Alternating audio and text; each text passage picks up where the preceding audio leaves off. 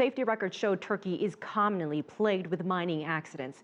Could this be the result of the nation's mining regulations? I put that question to Davitt McAteer, former Assistant Secretary of Labor for Mine and Safety and Health under U.S. President Bill Clinton.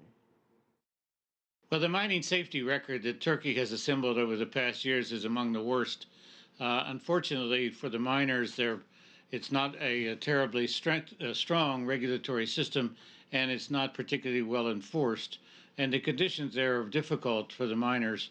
And so the record, particularly at the Soma mine, is a record that points out the shortcomings in the law, in the enforcement, and also in the operation of the mine. There are reports that this mine very recently passed some safety inspections. What do you make of that? Well, the safety inspections by the inspectors are done on a periodic basis. In this mine, in the case of the Soma mine, there have been 5 inspections since 2012. The number of inspections you would expect in the United States in the same period of time in that same kind of mine would be in the 40s and in excess of 40. So the inspections are not terribly regular, and they're not terribly aggressive.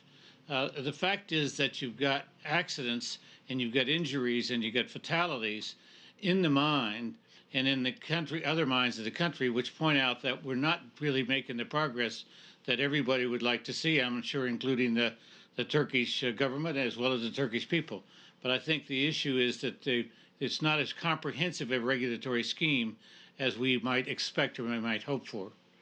So looking ahead, after you have a tragedy of this scale, would you say it's easier to pass stricter rules and regulations with all the public pressure upon the government?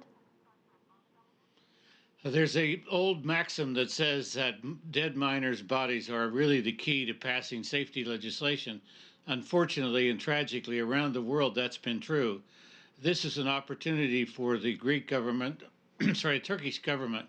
This is an opportunity for the Turkish government to take advantage of a sad, tragic situation, but to look at how they might comprehensively redo their regulations and their safety practices.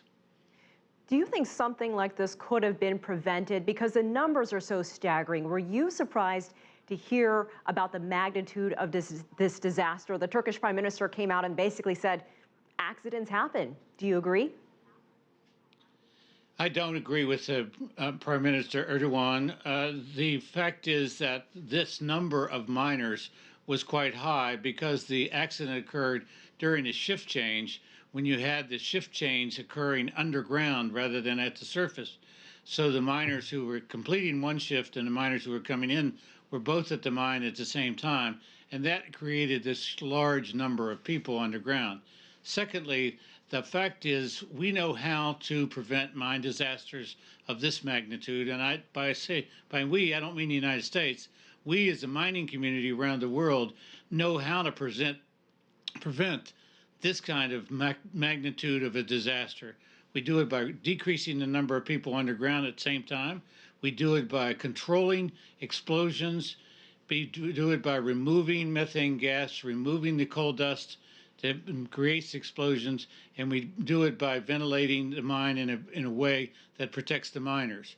Those are fundamental principles which apply worldwide. They're not unique to any one country.